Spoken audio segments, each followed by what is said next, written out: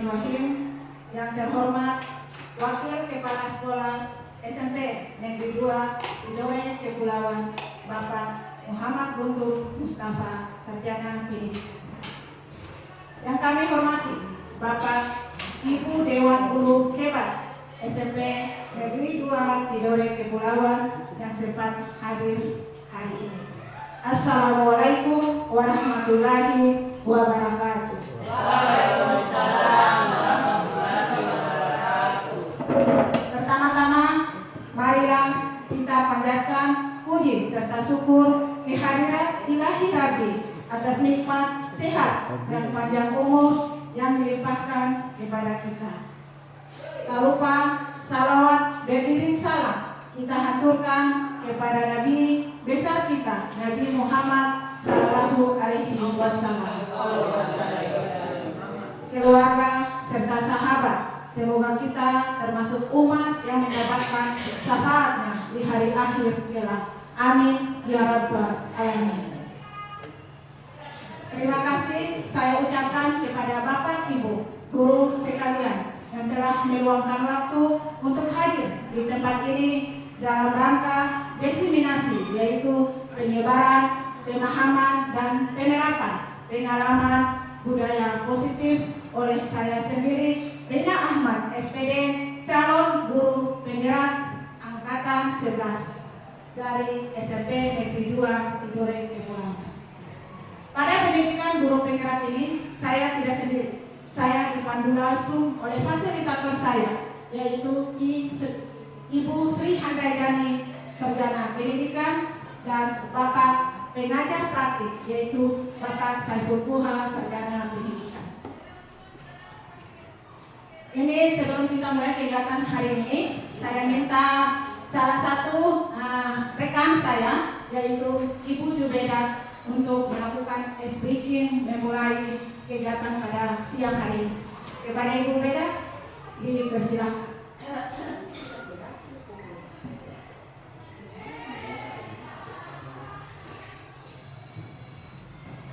Ya, teman-teman semua, kita sama-sama ice breaking untuk menghilangkan rasa ngantuk dan lelah pada pagi menjelang siang ini. Jadi nanti teman-teman mohon berdiri, menghadap diri, rileks dalam menggerakkan, dan mungkin mengambil sedikit jarak, karena kita setengah terbang, setengah menari. Tes dulu ya.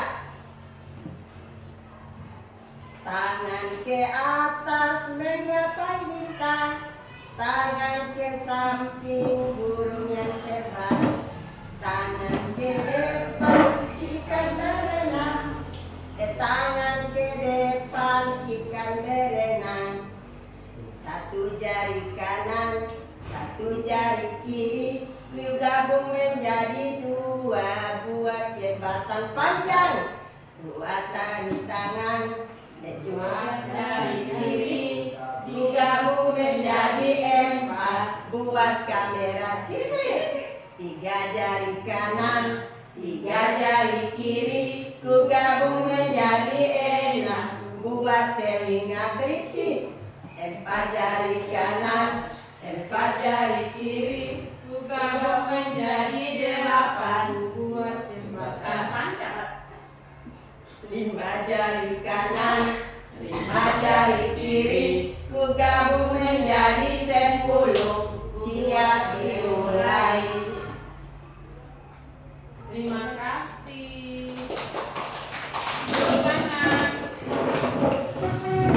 Terima kasih Ibu Beda telah membantu untuk melakukan ice breaking sebelum kita memulai pembelajaran kita atau kegiatan kita.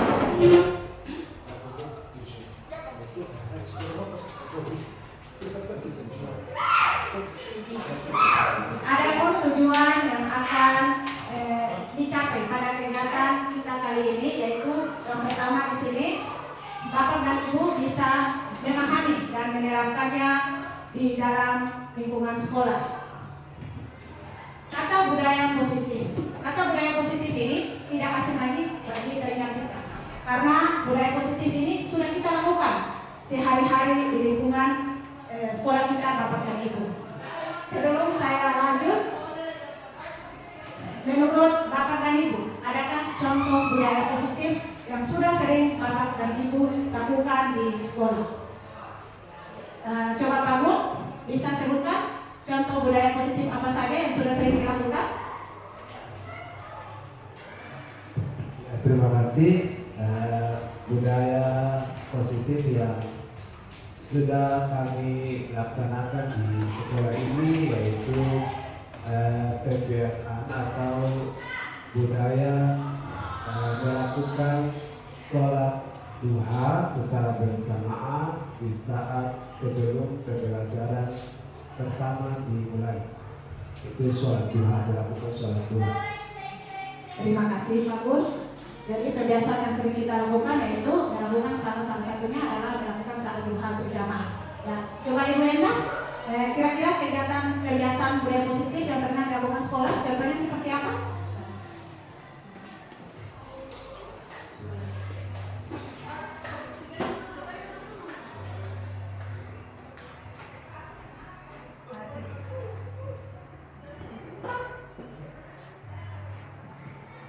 Terima kasih atas kesempatannya. Kalau budaya positif yang diterapkan di sekolah ini misalnya membuang sampah pada tempatnya. Terima kasih Ibu Indah. Ya, jadi Bapak Ibu sekalian, itu budaya-budaya positif yang tanpa kita sadari kita sudah lakukan di sekolah kita. Di mana budaya positif ini dia terbagi atas 6, yaitu yang pertama adalah disiplin positif dan nilai kebajikan universal. Terus yang kedua adalah kebutuhan dasar manusia dan dunia berkualitas. Yang ketiga, teori motivasi hukuman dan penghargaan restitusi. Yang keempat, 5, posisi kontrol. Yang keenam, keyakinan kelas. Dan yang terakhir adalah segitiga restitusi. Bapak Ibu sekalian, di mana kita ketahui bersama bahwa budaya positif merupakan perwujudan dari nilai-nilai atau keyakinan universal yang diterapkan di sekolah. Pengembangan budaya dapat menumbuhkan motivasi intrinsik dalam diri anak untuk menjadi pribadi yang bertanggung jawab dan berbudi pekerti luhur serta berakhlak mulia. Disiplin positif dan nilai-nilai kebajikan universal. Perubahan paradigma. Di sini ada suatu kegiatan yang diharuskan Bapak Ibu melakukan kegiatan ini, yaitu kegiatan kepalan tanah. Di sini saya minta Bapak dan Ibu melakukan suatu kegiatan ini, yaitu sobeklah secari kertas kecil, lalu tuliskan benda atau sesuatu yang sangat berharga. Letakkan di salah satu tangan Bapak dan Ibu, genggam benda tersebut dengan segala daya, terus setelah itu buat suatu tipe. Bisa bantu saya melakukan aktivitas ini Bapak dan Ibu? Bisa. Ayo, masing-masing berpasangan, silakan pilih pasangan kalian dan tulislah secari kertas tersebut dengan berisi tulisan yang sangat berharga menurut Bapak dan Ibu. Setelah genggamlah sekuat-kuatnya. Ya, dimulai. 2 menit. Ya. Ayo silakan. Silakan Pak Gun genggam kertas tersebut. Kadang silakan berusaha membukanya. Ya, dengan rayuan, bahkan tipuan atau cara apapun agar bisa membuka kepalan tangan tersebut. Ancaman. Awasnya terbuka ya, buka. Ayo, siapa yang bisa buka kepalan tangan dengan kalian? Ruang dulu baru dibuka. Merah-merah dulu baru dibuka. Oh, ini makanya sogok-sogokkan. Merah dulu Saka. Iya,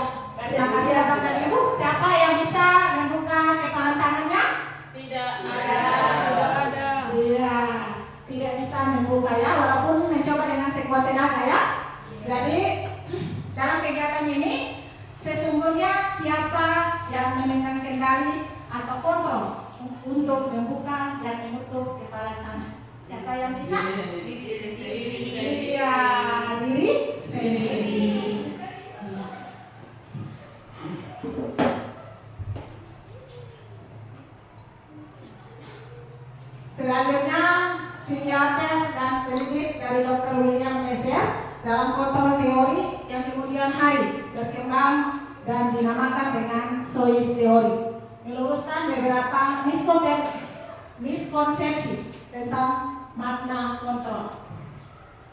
Perubahan paradigma teori kontrol atau teori pilihan ini dia terbagi atas 4, yaitu yang pertama, ilusi guru dalam mengontrol murid.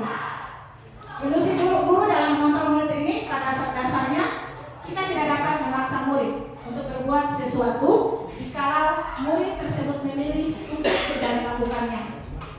Walaupun tampaknya guru sedang mengontrol perilaku murid. Hal demikian terjadi karena murid sedang mengizinkan dirinya dikontrol. Saat itu bentuk kontrol guru menjadi suatu kebutuhan dasar yang dipilih murid tersebut. Teori kontrol menyatakan bahwa semua perilaku memiliki tujuan, bahkan terhadap perilaku yang tidak sesuai. Yang kedua di sini adalah ilusi bahwa semua penguatan positif, efektif, dan bermanfaat.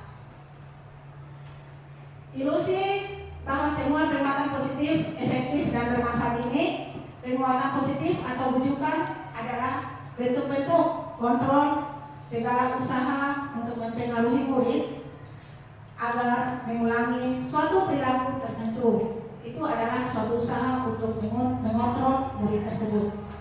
Dalam jangka waktu tertentu, kemungkinan murid tersebut akan menyadarinya dan mencoba untuk menolak bujukan kita atau jadi murid tersebut menjadi tergantung pada pendapat sang guru untuk berusaha. Yang berikut adalah ilusi bahwa kritik dan membuat orang merasa bersalah dapat menguatkan karakter. Bapak dan Ibu, ilusi bahwa kritik membuat orang merasa bersalah itu dapat menguatkan karakter. Menggunakan kritik dan rasa bersalah untuk mengontrol murid menuju pada identitas gagal. Mereka belajar untuk merasa buruk tentang diri mereka itu sendiri. Dan yang berikut adalah ilusi bahwa orang dewasa memiliki hak untuk memaksa. Banyak orang yang dewasa yang percaya bahwa mereka memiliki tanggung jawab untuk membuat murid melakukan hal-hal tertentu. Apapun yang dilakukan itu dapat diterima selama ada semua kemajuan berdasarkan sebuah pengukuran kinerja. Pada saat itu pula orang dewasa akan menyadari bahwa perilaku memaksa tidak akan efektif untuk jangka waktu yang panjang dalam sebuah hubungan permusuhan akan terbentuk. Perubahan paradigma stimulus respon, teori kontrol atau teori pilihan. Di sini ada stimulus respon, perbandingannya antara stimulus respon dan teori kontrol. Di mana stimulus respon realitas kebutuhan kita itu sama, tetapi ternyata di teori kontrolnya dia berbeda. Realitas atau kebutuhan kita berbeda. Stimulus responnya yang kedua adalah semua orang melihat hal yang sama. Teori kontrolnya dia mengatakan bahwa setiap orang memiliki gambaran yang berbeda. Yang ketiga, pada stimulus responnya kita mencoba mengubah orang agar berpandangan sama dengan kita. Sedangkan pada teori kontrolnya kita berusaha memahami pandangan orang lain tentang dunia. Yang keempat, untuk stimulus responnya adalah perilaku buruk dilihat sebagai suatu kesalahan. Sedangkan teori kontrolnya adalah semua perilaku memiliki tujuan. Stimulus respon yang berikut adalah orang lain bisa mengontrol saya. Tetapi teori kontrolnya mengatakan bahwa hanya Anda yang bisa mengontrol diri Anda sendiri. Stimulus respon yang berikutnya mengatakan bahwa pemaksaan ada pada saat bujukan gagal, tapi pada teori kontrolnya kolaborasi dan konsensus menciptakan pilihan-pilihan baru. Dan yang berikut adalah model berpikir menang atau kalah.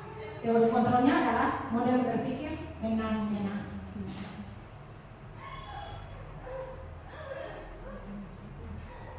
Makna disiplin. Menurut Bapak Pendidikan kita, Ki Hajar Dewantara, pernah menyatakan bahwa di mana ada kemerdekaan, disitulah harus ada disiplin yang kuat.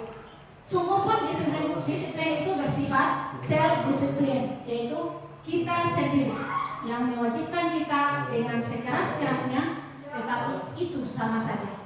Sebab jikalau kita tidak cakap melakukan self-disiplin, wajiblah penguasa lain mendisiplin diri kita. Dan peraturan demikian itulah harus ada di dalam suasana yang merdeka. Di situ Ki Hajar menyatakan bahwa untuk mencapai suatu kemerdekaan atau dalam konteks pendidikan kita saat ini, untuk menciptakan murid yang merdeka, syarat utamanya harus ada disiplin yang kuat. Disiplin yang dimaksud adalah disiplin diri yang memiliki motivasi internal. Jika kita tidak memiliki motivasi internal,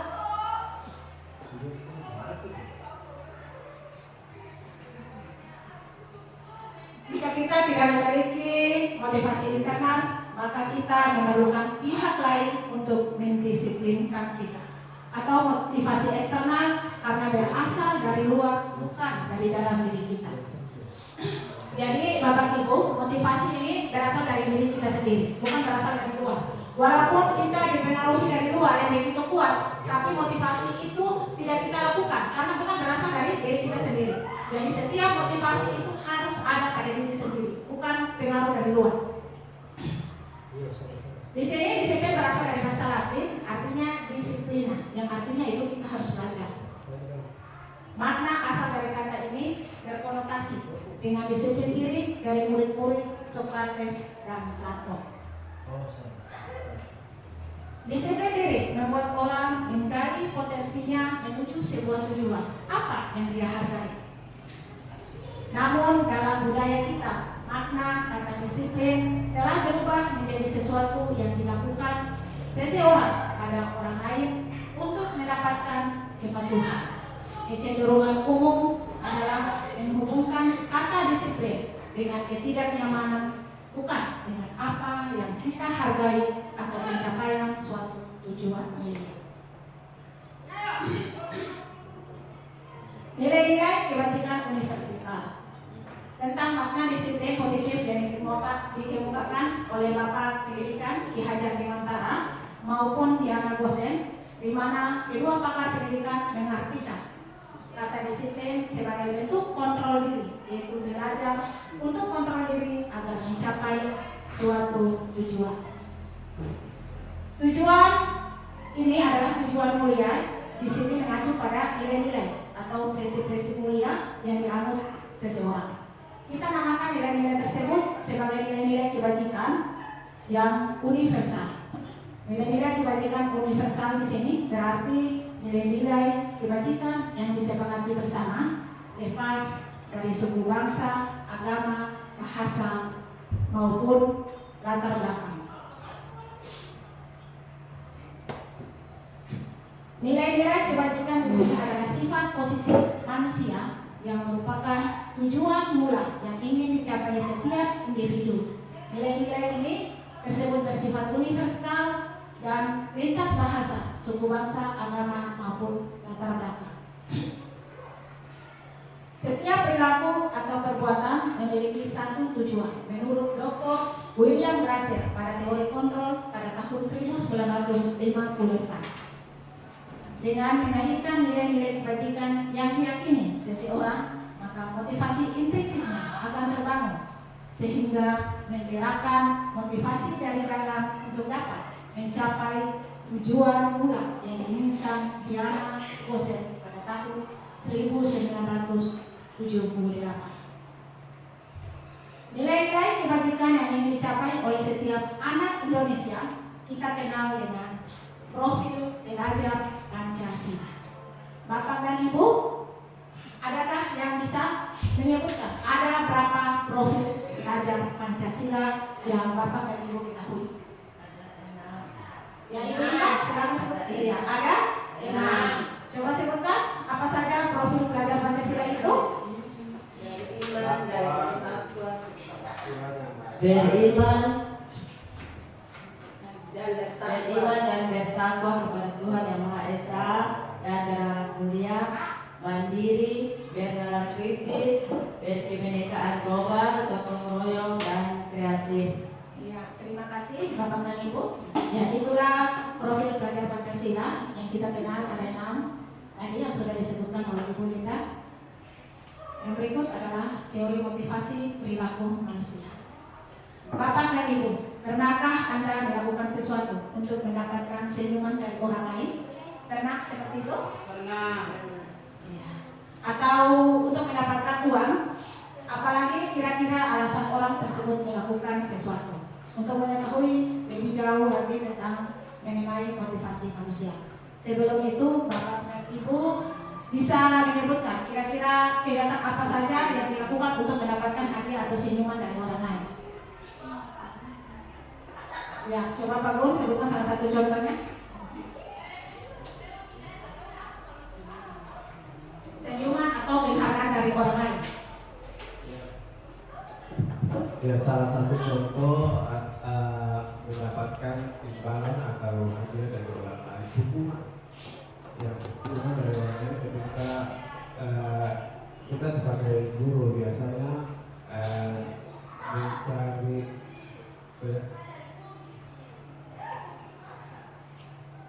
untuk mencari ketika ada hukuman atau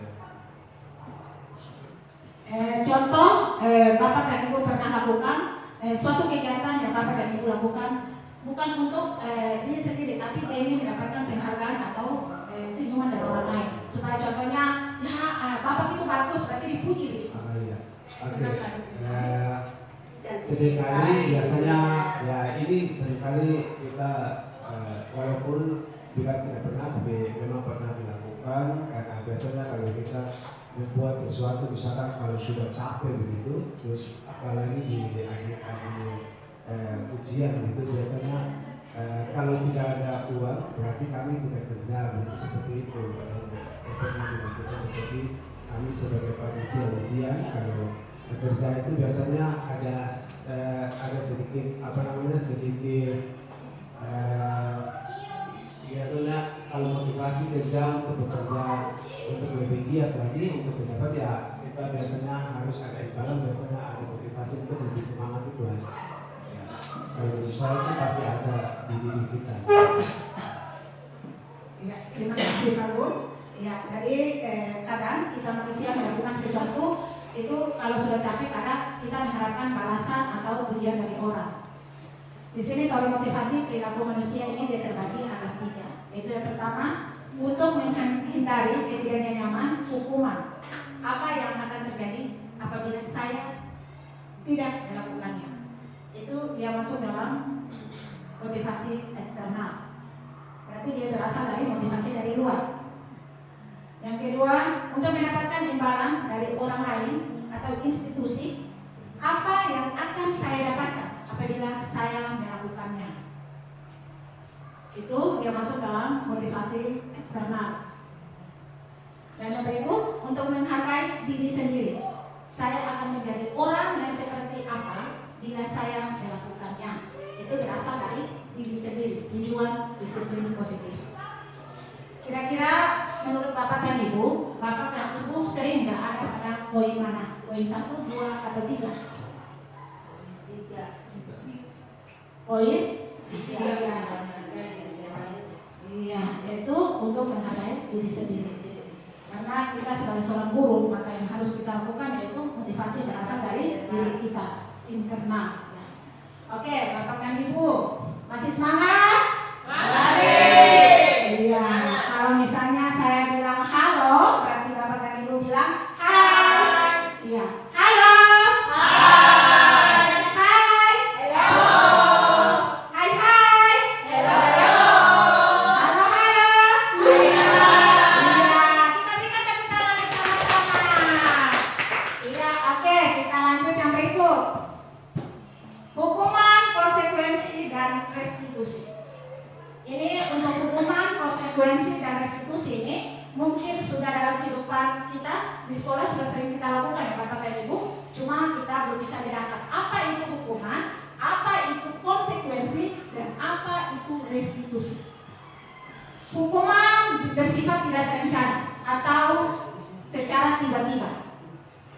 Anak atau murid tidak tahu apa yang akan terjadi dan tidak dilibatkan. Hukuman bersifat satu arah. Sebagai contohnya di sini Bapak dan Ibu, sering anak datang terlambat sekolah atau misalnya menggunakan sepatu yang berwarna lain, kita sudah mulai melakukan hukuman tanpa terencana. Kenapa kamu menggunakan sepatu itu? Ayo buka sepatu, buka. Itu seperti itu karena kita tidak terencana. Itu adalah sebuah hukuman. Terus tiba-tiba lagi anak-anak pada saat proses pembelajaran terus tugas tidak dikumpulkan. Di situ sudah mulai. Ayo coba menyanyi di depan atau menulis 100 kata. Itu adalah salah satu hukuman yang tanpa kita rencanakan. Yang berikut sini adalah konsekuensi. Konsekuensi sini dia sudah terencana atau sudah disepakati, sudah dibahas dan disetujui oleh murid dan guru. Murid tidak nyaman untuk jangka pendek, tetapi guru selalu memonitor.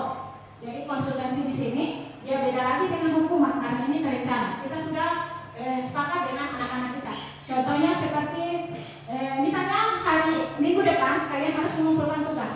Kalau tidak mengumpulkan tugas berarti harus mengaji ayat-ayat pendek di depan. Terus langsung disepakati oleh anak-anak. Iya ibu, berarti kalau minggu depan kita tidak melakukan berarti akan kita laksanakan seperti itu. Berarti itu sudah disepakati. Itu disebut dengan konsekuensi. Umumnya bentuk-bentuk konsekuensi itu dibuat oleh pihak guru ataupun sekolah dan murid sudah mengetahui sebelumnya konsekuensi yang akan diterima bila ada pelanggaran. Next. Jadi untuk konsekuensi di sini dalam menjalankan peraturan atau keyakinan, bila ada suatu pelanggaran tentunya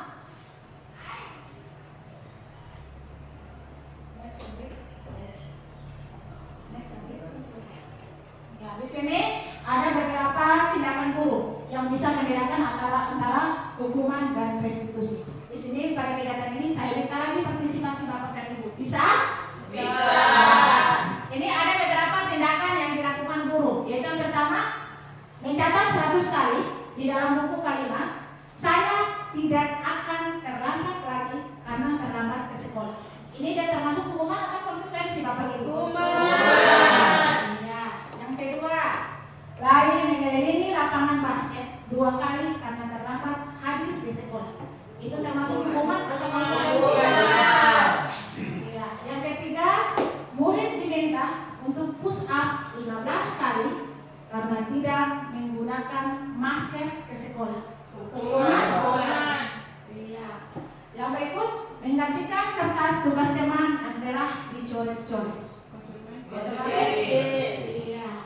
Yang berikut, membersihkan tumpahan air di meja tulis karena tersenggol pada saat belajar. Iya, yang berikut, murid disuruh untuk tidak mengenakan sepatu seharian di sekolah karena tidak mengenakan sepatu hitam. Hukuman atau konsekuensi? Hukuman. Yang berikut, lari mengelilingi lapangan basket 2 kali karena terlambat 10 menit untuk pelajaran PJOK. Hukuman atau konsekuensi? Iya, coba kita sama-sama lihat jawaban yang telah diberikan Bapak Ibu. Iya, tindakan guru yang pertama adalah mencatat 100 kali di dalam buku kalimat, saya tidak akan terlambat lagi karena terlambat ke sekolah. Berarti itu adalah hukuman. Berarti tidak terencana ya Bapak Ibu. Lari mengelilingi lapangan basket 2 kali karena terlambat hadir di sekolah. Ya, itu adalah hukuman. Murid diminta untuk push up 15 kali karena tidak menggunakan masker di sekolah.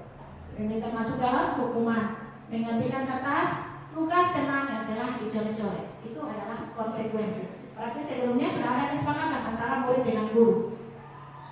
Yang berikut, membersihkan tumpahan air di meja tulis karena tersenggol pada saat belajar. Itu juga adalah konsekuensi.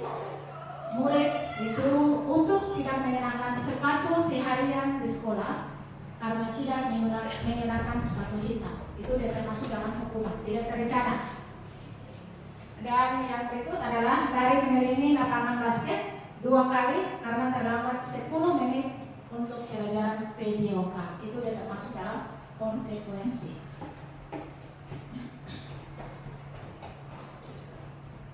Perbedaan hukuman dan sanksi atau dikenal dengan konsekuensi.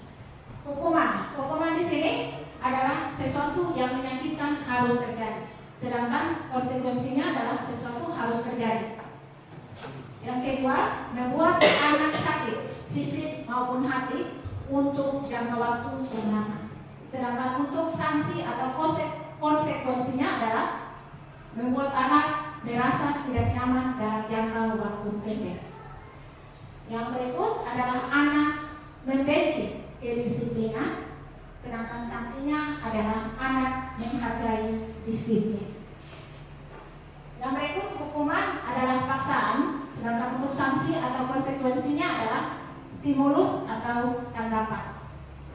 Yang berikut hukuman di sini mendorong anak untuk menyakiti diri sendiri, sedangkan sanksinya adalah mendorong anak agar mudah menyesuaikan diri. Yang berikut di sini adalah hukumannya adalah konsep diri yang buruk, sedangkan untuk sanksinya konsep diri yang baik. Hukumannya adalah anak belajar untuk menyembunyikan kesalahan, sedangkan untuk sanksinya adalah anak belajar untuk mematuhi peraturan. Hukumannya adalah marah, rasa bersalah, dipermalukan, merasa tak dihargai. Tapi untuk sanksinya adalah anak tersebut kehilangan hak, dibuat tidak nyaman, diasingkan oleh sementara atau time out.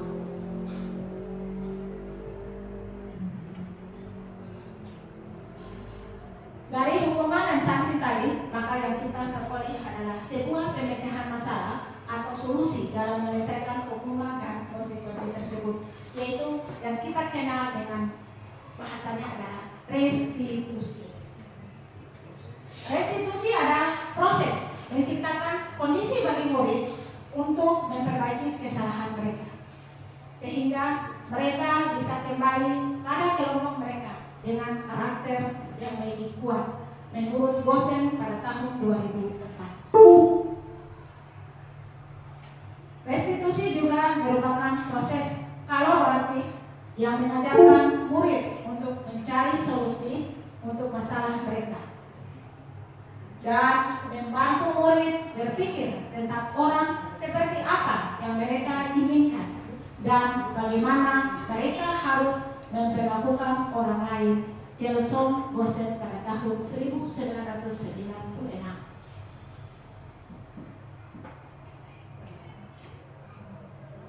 Penghargaan. Di sini kadang bapak dan ibu yang kita lakukan, termasuk saya sendiri, kadang kita menyuruh anak melakukan sesuatu selalu diberi iming-iming atau penghargaan. Di sini penghargaan adalah pengakuan atau apresiasi yang diberikan kepada siswa atas perilaku positif atau prestasi yang mereka capai. Ada 9 ciri-ciri restitusi. 9 ciri-ciri restitusi di sini. Coba sebelum saya masuk pada 9 ciri-ciri restitusi, coba Bapak dan Ibu ceritakan bagaimana pengalaman Bapak dan Ibu dalam menyelesaikan masalah yang terjadi di kelas maupun di luar kelas. Coba Ibu Beda dan Ibu ceritakan bagaimana pengalaman Ibu dalam menyelesaikan masalah siswa.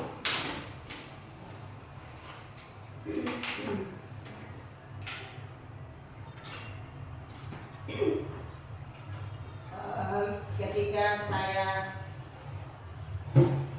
menyelesaikan masalah siswa, saya memanggil siswa yang bersangkutan, menanyakan masalah, kemudian setelah saya mendengarkan dia cerita masalahnya, saya memberi arahan, nasihat agar masalah siswa yang bersangkutan bisa diselesaikan dan dia merasa dirinya nyaman dan dihargai guru. Ya, terima kasih Bu Beda, jawaban yang sangat luar biasa. Kita berikan tepuk tangan untuk Ibu. Ya, ada yang lain? Coba Pak Pun ceritakan bagaimana Bapak menyelesaikan persoalan yang terjadi ketika dalam proses pembelajaran maupun di lingkungan sekolah. Ya, pengalaman saya ketika menyelesaikan suatu masalah yang terjadi di kelas, ya pertama-tama sebelum pembelajaran atau awal mulai pembelajaran di semester itu, saya sudah melakukan satu kesepakatan. Dan kesepakatan ini mungkin belum bertujuan, dia lebih ke konsekuensi, ya, dia lebih ke konsekuensi. Sudah ada kesepakatan antara kami dengan siswa. Jadi biasanya kami menyelesaikan permasalahan itu ketika anak melakukan kesalahan apapun yang terjadi pada saat pembelajaran, khususnya di mata pelajaran yang saya ajari.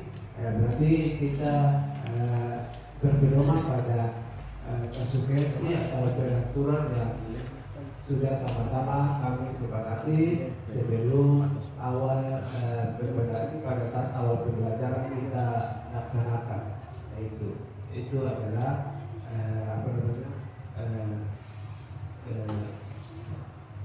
yang kami dan saya lakukan, ya, untuk menyelesaikan suatu masalah seperti itu. Oke, terima kasih. Terima kasih Pak Pun, jawaban yang sangat luar biasa. Kita berikan tepuk tangan. Bapak dan Ibu sekalian, ada 9 ciri-ciri restitusi atau restitusi ini yang seperti tadi saya katakan bahwa restitusi adalah penyelesaian masalah. Yang lebih dikenal bahasanya adalah restitusi. Ini yang pertama, bukan untuk menebus kesalahan, namun untuk kita belajar dari kesalahan. Yang kedua, itu adalah memperbaiki hubungan. Yang ketiga, tawaran, bukan paksaan. Yang keempat, restitusi ini menuntut untuk melihat ke dalam diri kita. Yang kelima, restitusi mencari kebutuhan dasar yang mendasari tindakan. Yang keenam, restitusi diri adalah cara yang paling efektif atau yang paling baik. Yang ketujuh, restitusi fokus pada karakter bukan tindakan. Yang kedelapan, restitusi fokus pada solusi. Yang kesembilan, restitusi mengembalikan murid yang merasa berbuat salah pada kelompoknya.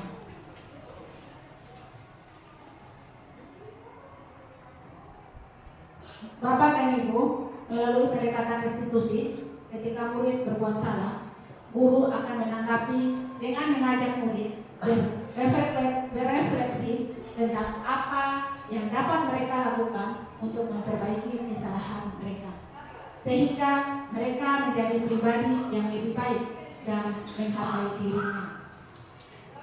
Ada peluang luar biasa bagi murid untuk bertumbuh karakternya ketika mereka melakukan suatu kesalahan.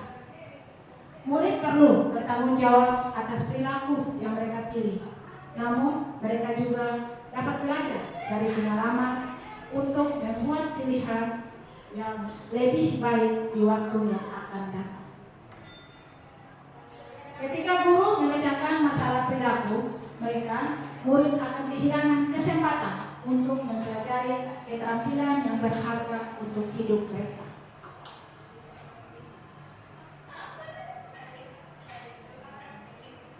Bentuk program kebajikan atau dikenal dengan apresiasi.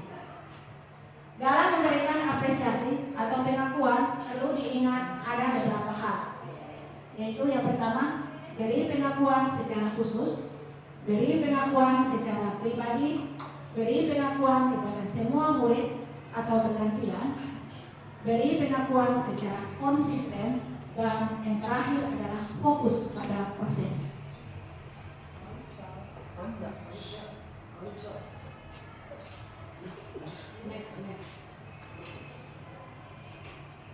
Ini ada beberapa contoh pengakuan atau lebih dikenal dengan apresiasi kebajikan. pembuka kalimatnya adalah kemarin saya perhatikan nilai kebajikan rasa empatimu besar sekali. Situasinya pada saat menolong murid baru di kelas kita. Yang kedua, pembukanya adalah saya menghargai. Nilai kebajikan yang ditanamkan adalah kepedulianmu. Situasi yang dihadapi adalah pada saat kamu membantu teman-temanmu di tugas kelompok. Yang berikut pembukanya adalah terima kasih untuk nilai kebajikan yang ditanamkan adalah rasa tanggung jawab. Sedangkan untuk situasinya adalah pada saat kamu memungut kertas-kertas yang berserakan di lantai.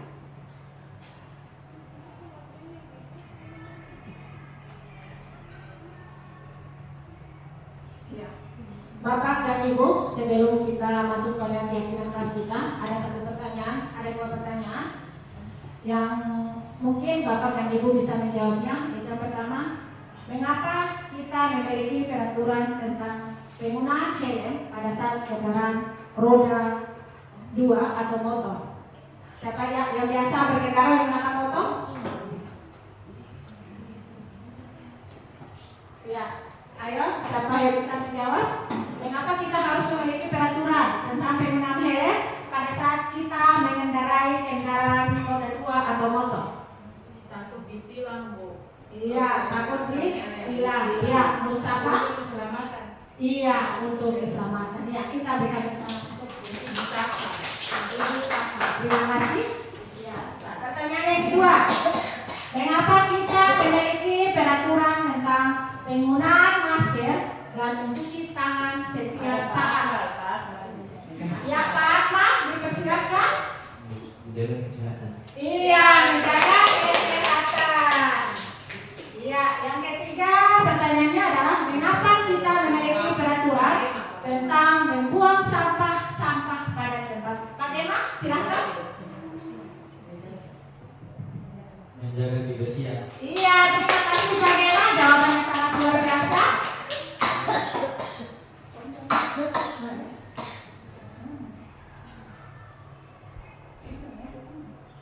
Ya, itu adalah nilai-nilai keselamatan atau kesehatan dan menjaga kebersihan yang biasa kita sebut sebagai suatu keyakinan. Yaitu keyakinan itu adalah nilai-nilai kebajikan universal yang disepakati secara tersirat dan tersurat, lepas dari latar belakang suku, negara, bahasa maupun agama. Seseorang akan lebih bergerak dan bersemangat untuk menjalankan keyakinannya daripada hanya sekedar mengikuti serangkaian peraturan tertulis tanpa makna. Murid-murid pun demikian. Mereka perlu mendengarkan dan memahami arti sesungguhnya peraturan-peraturan yang diberikan. Apa nilai-nilai kebajikan di balik peraturan tersebut? Apa tujuan utamanya? Dan menjadi tidak tertarik atau takut sehingga hanya sekedar mengikuti serangkaian peraturan-peraturan yang mengatur mereka tanpa memahami tujuan mulia. Ini ada beberapa peraturan. Di sini yang pertama peraturannya selalu kembalikan buku ke tempatnya. Kira-kira Bapak dan Ibu sekalian, keyakinan kelas atau nilai kebajikan yang dituju adalah apa? Selalu kembalikan buku ke tempatnya. Peraturan yang kedua adalah dilarang mengganggu orang lain. Nilai kebajikannya adalah Menghormati orang lain. Iya, menghormati orang lain. Hadir di sekolah 15 menit sebelum pembelajaran dimulai. Komitmen. Iya.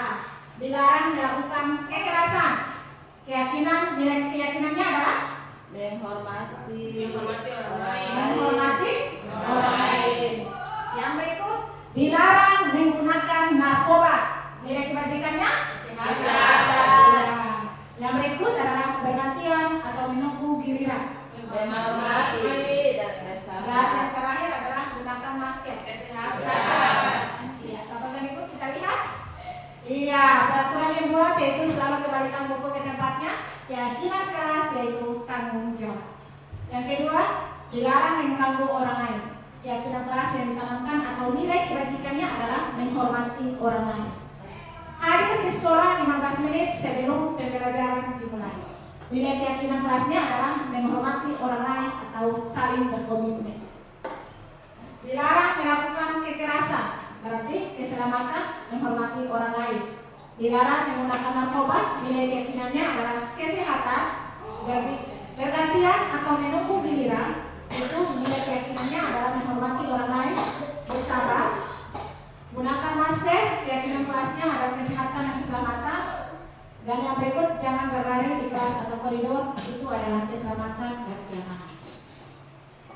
Iya, Bapak dan Ibu, mengapa keyakinan kelas bukan peraturan kelas yang ini? Jadi, kenapa bukan peraturan kelas, tapi harus ada keyakinan kelas? Itu karena apa? Coba Ibu Linda, ayo.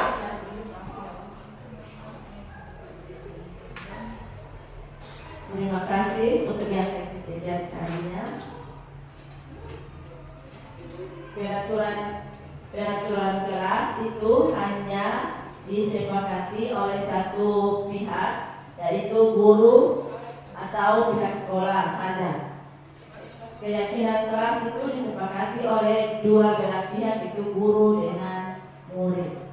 Terima kasih. Sangat luar biasa sekali jawabannya. Terima kasih Bu Linda. Sebelumnya kita berikan tepuk tangan yang beri untuk Ibu Linda. Jadi, kenapa keyakinan kelas bukan peraturan kelas? Karena peraturan kelas itu dibuat oleh seseorang. Misalnya contoh guru. Jadi peraturan kelas hanya diciptakan guru. Dan yang wajib diikuti adalah siswa. Sedangkan keyakinan kelas ini itu dibuat secara bersamaan. Ada kesepakatan di dalamnya. Dan keyakinan kelas juga dia menyediakan keyakinan kelas juga menyediakan fondasi yang lebih kuat dan bermakna untuk pembentukan budaya positif di lingkungan belajar dengan memfokuskan pada nilai-nilai universal.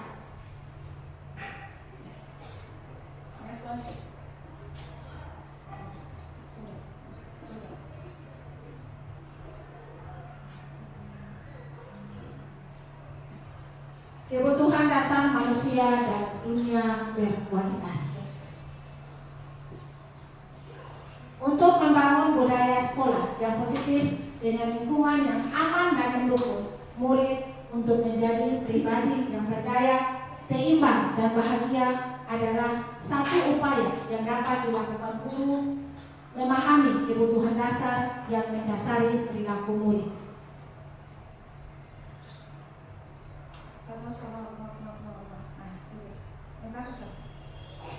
Menurut Dr.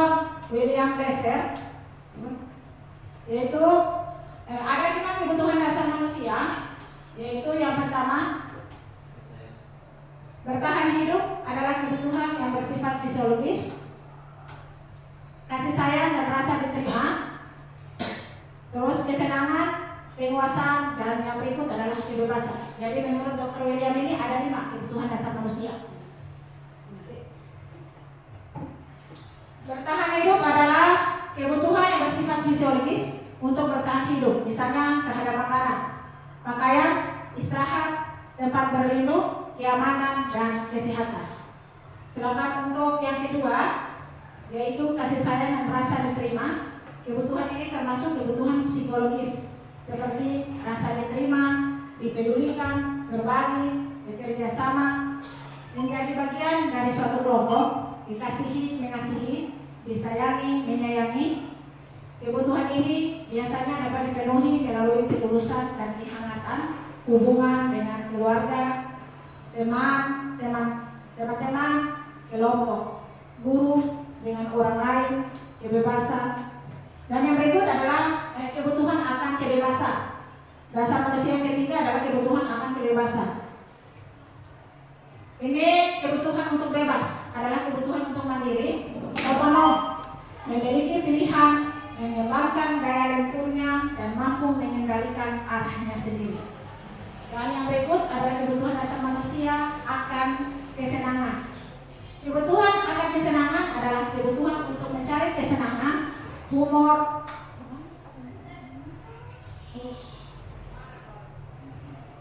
bermain-main, bersenang-senang, bergembira, antusiasme, dan tertawa. Belajar menghubungkan kebutuhan ini dengan belajar. Menurutnya, dengan bermain kita sekaligus mempelajari banyak keterampilan hidup yang penting. Biasanya kebutuhan ini juga dapat dipenuhi dengan menyediakan tantangan, gurauan, dan pembelajaran yang bermakna. Dan yang berikut yang terakhir adalah kekuasaan. Kebutuhan ini berhubungan dengan kekuatan seseorang untuk mencapai sesuatu, menjadi kompeten, menjadi terampil, memimpin, berprestasi, diakui dan dikenal. Ini ada salah satu contoh yang dilakukan oleh seorang guru yang bernama Ibu Ambar. Beliau adalah wali kelas 2A di SD Pelita Hati. Ini skenario ceritanya adalah Ibu Ambar, guru kelas 2A dari SD Pelita Hati, sedang bingung menghadapi ulah salah satu murid di kelasnya yang bernama Doni. Beberapa anak di kelas 2A telah datang padanya dan mengeluhkan Doni yang seringkali meminta bekal makan siang mereka dengan paksa. Jika Anda menghadapi situasi seperti Ibu Ambar, apa yang akan Anda lakukan? Menurut Anda, kira-kira apa alasan Doni melakukan itu? Coba Ibu Anti, seandainya Ibu Anti ada dalam posisi Ibu Ambar, apa yang akan Ibu Anti lakukan? Terima kasih. Di sini saya sebagai Ibu Ambar, maka saya memanggil Doni untuk membicarakan bahwa yang biasanya kita tidak bisa seperti yang ada sekarang ini. Seperti Doni mengambil makanan temannya karena kemungkinan di situ Doni punyanya misalnya tidak sama seperti teman lain, maka di situ Doni semena-mena saja untuk mengambil makanan teman tersebut. Ya, terima kasih, itu saja yang disampaikan. Ya, terima kasih Ibu Anti. Iya, jadi mungkin salah satunya adalah menu yang dibawa oleh Doni itu dia tidak sama dengan teman-temannya. Jadi akhirnya dia merampas haknya teman-teman. Ada yang lain lagi? Ada yang lain lagi? Iya, coba Pak Gun.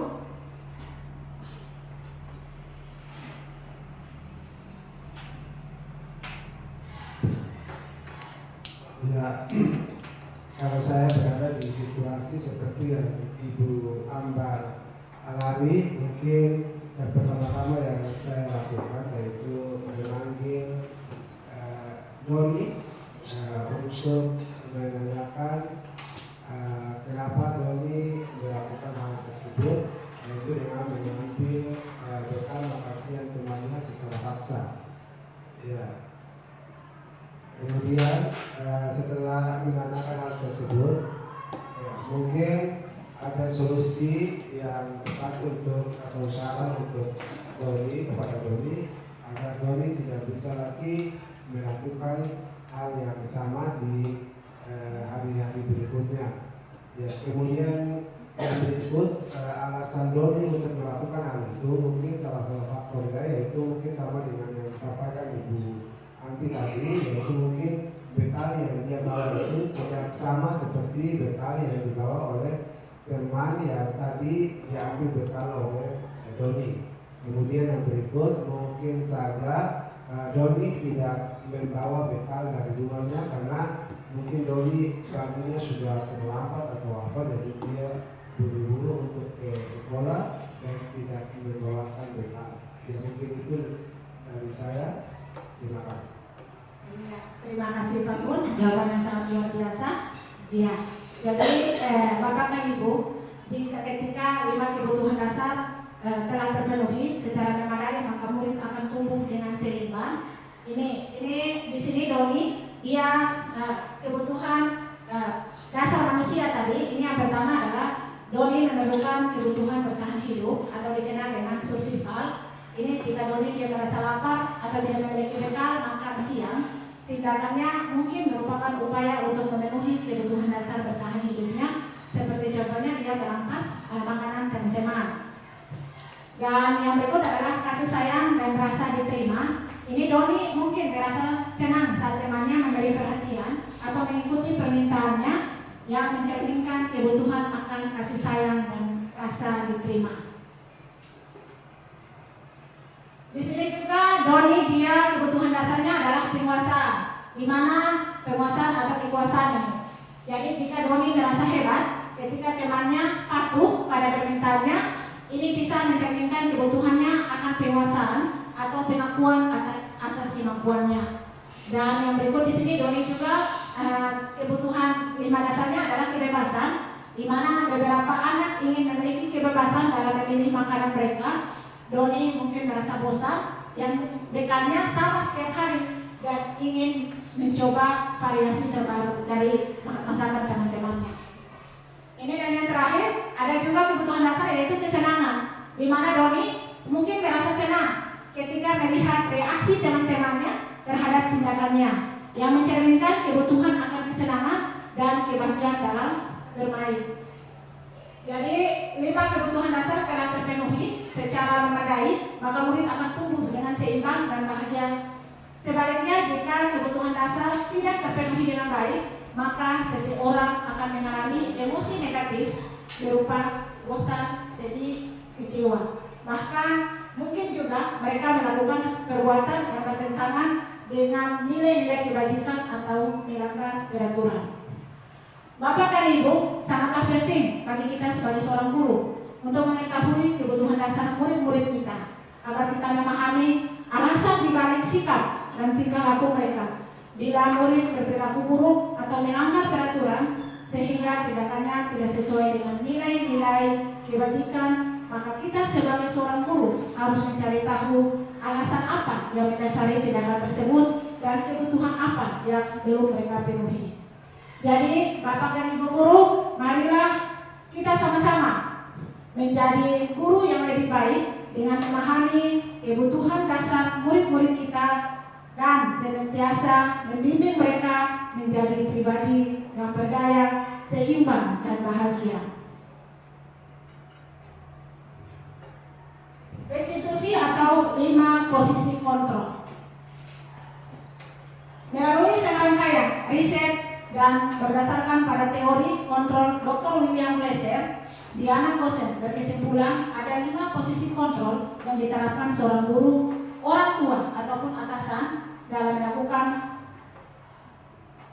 kontrol. Kelima posisi kontrol tersebut adalah yang pertama, penghukum, membuat rasa bersalah, teman, pemantau, dan manajer. Ya, Bapak dan Ibu, di antara Bapak dan Ibu mungkin 5 posisi kontrol ini Bapak dan Ibu sering berada dalam posisi kontrol yang mana?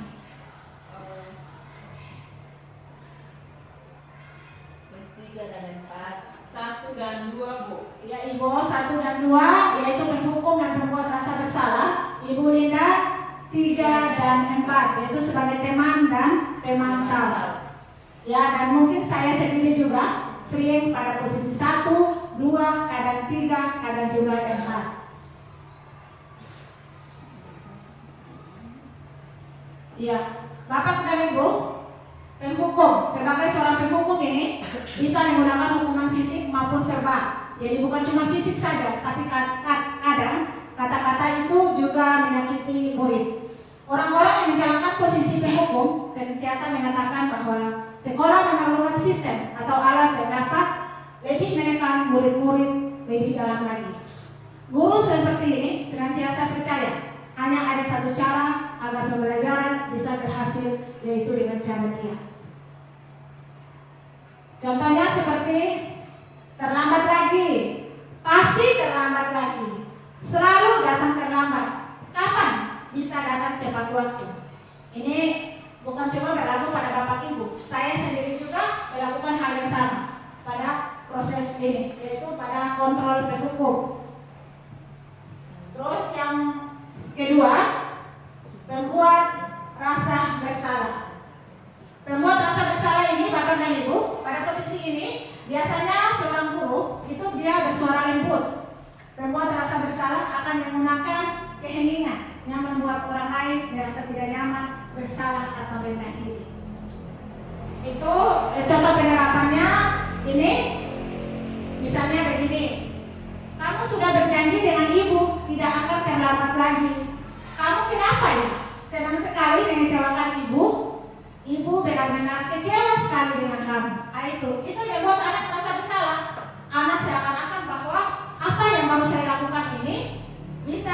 membuat ibu guru atau bapak guru kecewa. Ini adalah membuat rasa bersalah yang tanpa kita sadari kita sudah sering melakukannya setiap hari. Iya, bapak dan ibu guru hebat, masih semangat? Iya. Sebelum lanjut kita speaking dulu ya. Iya. Saya minta bapak dan ibu berdiri. Bisa berdiri? Bisa.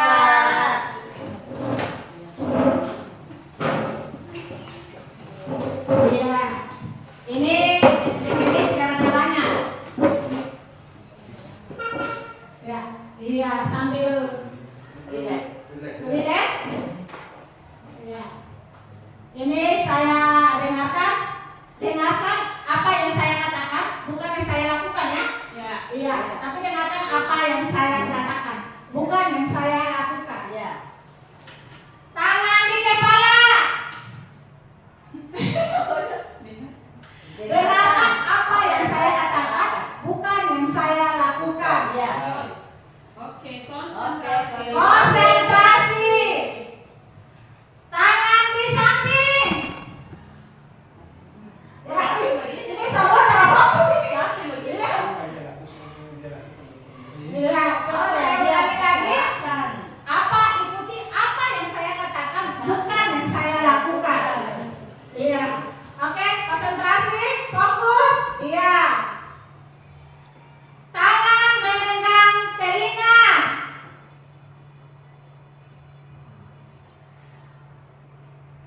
Tepuk tangan.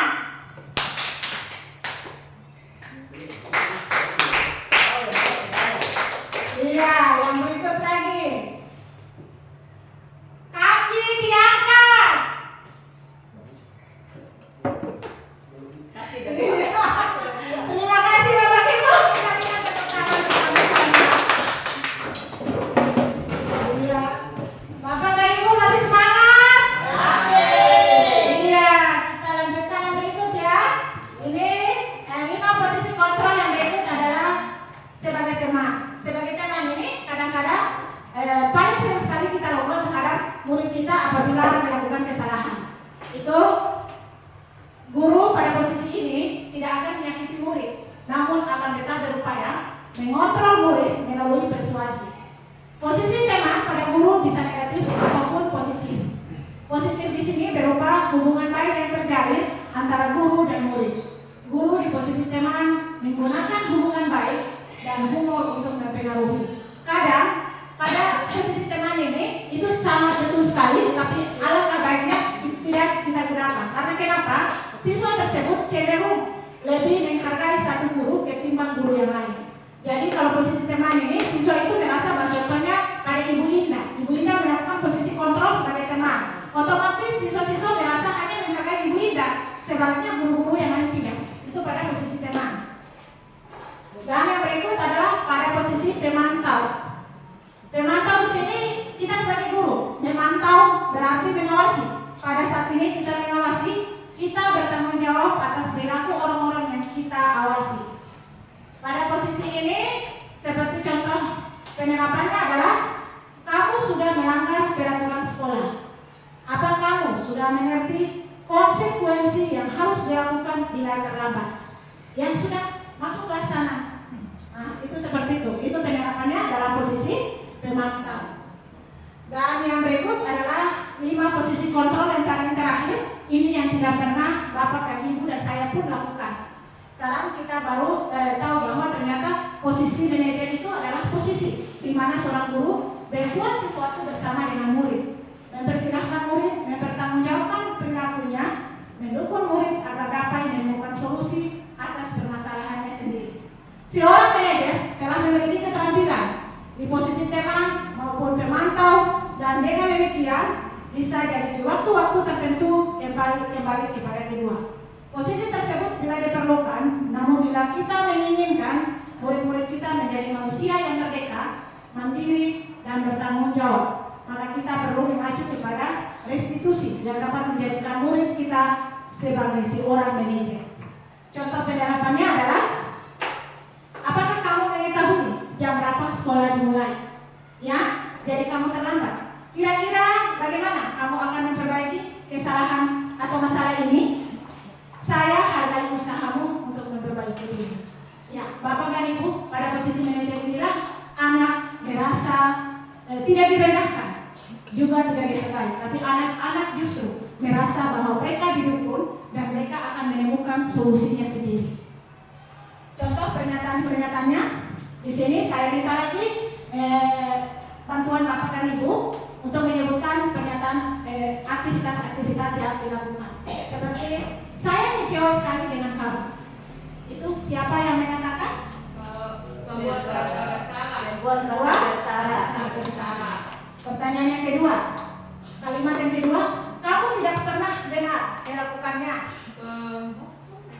Itu siapa? Itu sebagai apa? Posisi kontrolnya sebagai apa? Menghukum. Terus yang berikut, ayolah lakukan demi ibu atau bapak. Teman. Yang berikut, apakah kamu mau mendapatkan stiker bintang hari ini? Mantau. Terus yang berikut, bagaimana kamu bisa menyelesaikan masalah ini? Manajer. Dan yang berikut, kamu selalu yang paling terakhir. Hukum. Ya, Bapak dan Ibu, kita lihat jawabannya. Pernyataan yang pertama, saya kecewa sekali dengan kamu. Berarti ini posisi kontrolnya adalah membuat orang merasa bersalah. Terus yang berikut, kamu tidak pernah benar melakukannya. Ini adalah penghukum. Ayolah lakukan demi ibu dan bapak. Itu posisi teman. Dan yang berikut, apakah kamu mau mendapatkan stiker bintang hari ini? Itu adalah sebagai pemantau. Bagaimana kamu bisa menyelesaikan masalah ini? Itulah sebagai manajer. Dan kamu selalu yang paling terakhir. Itulah sebagai penghukum. Ya, jadi sebelum kita lanjut ke segitiga restitusi, mungkin Bapak dan Ibu dan saya sendiri dari apa yang kita lihat sebagai 5 posisi kontrol tadi, mudah-mudahan ke depannya kita bisa menerapkan diri kita sebagai manajer bagi murid-murid kita untuk masa depan murid-murid kita di depan nanti ya. Insyaallah. Kita siap berkolaborasi dan bekerja sama untuk menjadikan murid-murid kita generasi yang sukses di masa depan. Amin. Ya, yang berikut adalah segitiga restitusi. Segitiga restitusi ini itu sudah Bapak dan Ibu lakukan setiap hari di sekolah. Cuma Bapak dan Ibu belum bisa atau untuk segitiga baru dengar kali ini apa itu segitiga restitusi. Itu pun berlaku saya sendiri. Saya juga baru tahu bahwa ternyata segitiga restitusi itu adalah penyelesaian masalah yang sudah kita lakukan di proses pembelajaran maupun di lingkungan sekolah. Tapi cuma belum tahapan-tahapannya belum kita tahu. Segitiga restitusi ini adalah suatu proses dialog yang dijalankan oleh guru agar dapat menghasilkan murid yang mandiri dan bertanggung jawab. Ada 3 segitiga restitusi, yaitu yang pertama menstabilkan identitas, validasi tindakan yang salah, dan yang terakhir adalah tahapan yang terakhir adalah menanyakan keyakinan. Ini yang pertama, untuk membuat anak yang merasa gagal karena berbuat salah menjadi positif terhadap dirinya, yaitu yang pertama menstabilkan identitas. Menstabilkan identitasnya, contoh kalimatnya, guru berkata, berbuat salah itu hal yang manusiawi. Tidak ada manusia yang sempurna. Bapak dan ibu guru juga pernah berbuat salah. Kita pasti bisa menyelesaikan permasalahan ini. Bapak dan ibu tidak tertarik untuk mencari tahu siapa yang benar, siapa yang salah. Bapak dan ibu lebih tertarik untuk menyelesaikan masalah. Kalau kamu menyelesaikan dirimu sendiri, menyalahkan dirimu sendiri, terus menerus, apakah kamu bersikap baik pada dirimu sendiri? Yang kedua adalah validasi kebutuhan. Validasi kebutuhan ini membantu murid untuk mengenali basic need atau kebutuhan dasar yang ingin dipenuhi ketika melakukan kesalahan itu. Pada dasarnya setiap tindakan manusia tujuannya adalah memenuhi kebutuhan dasar. Apakah itu kekuasaan, kebebasan, kasih sayang, dan rasa diterima, kesenangan, ataupun bahkan bertahan hidup.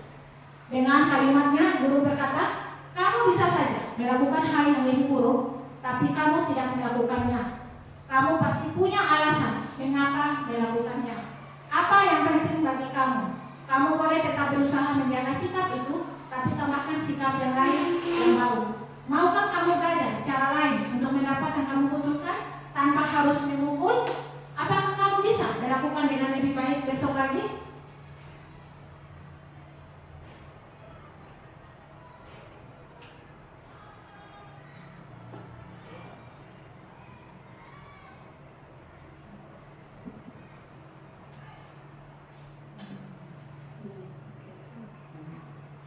Ya, dan yang terakhir adalah menanyakan keyakinan.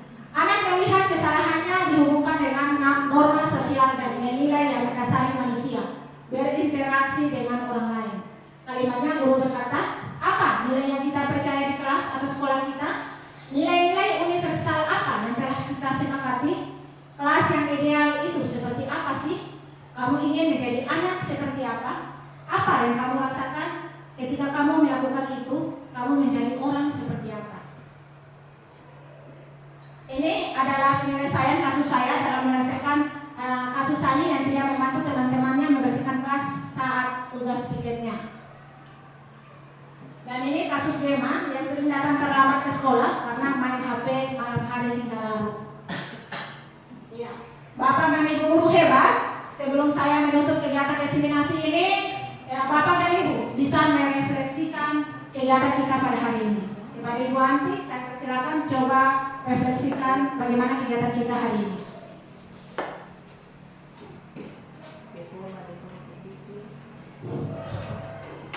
Terima kasih. Assalamualaikum warahmatullahi wabarakatuh. Waalaikumsalam warahmatullahi wabarakatuh. Ya, luar biasa sekali hari ini kita mendengar materi yang disampaikan oleh guru penggerak kita yaitu Ibu Lina. Nah, di sini materi yang disampaikan di sini juga membuka hati kami, menambah pengetahuan kami sehingga Ibu berkolaborasi dengan kami, berbagi pengetahuan tentang disiplin positif. Kemudian di situ juga ada 5 kebutuhan dasar khususnya kontrol dan segitiga restitusi. Nah, di sini harapan saya ke depannya nanti kita berusaha menerapkan apa yang sudah disampaikan atau apa yang kami dapatkan di sini kepada murid-murid kita untuk menciptakan pembelajaran yang menyenangkan, aman, damai demi terwujudnya pembelajaran yang berpusat pada murid. Ya, terima kasih. Itu saja yang dapat kami sampaikan. Terima kasih Bu Anti, terima kasih Bapak dan Ibu telah meluangkan waktu yang begitu lama untuk mengikuti kegiatan kali ini. Semoga apa yang Bapak dan Ibu lakukan hari ini menjadi amal jariah Bapak dan Ibu di akhirat nanti. Amin. Saya akhiri kegiatan diseminasi ini dengan ucapan wassalamualaikum warahmatullahi wabarakatuh. Guru bergerak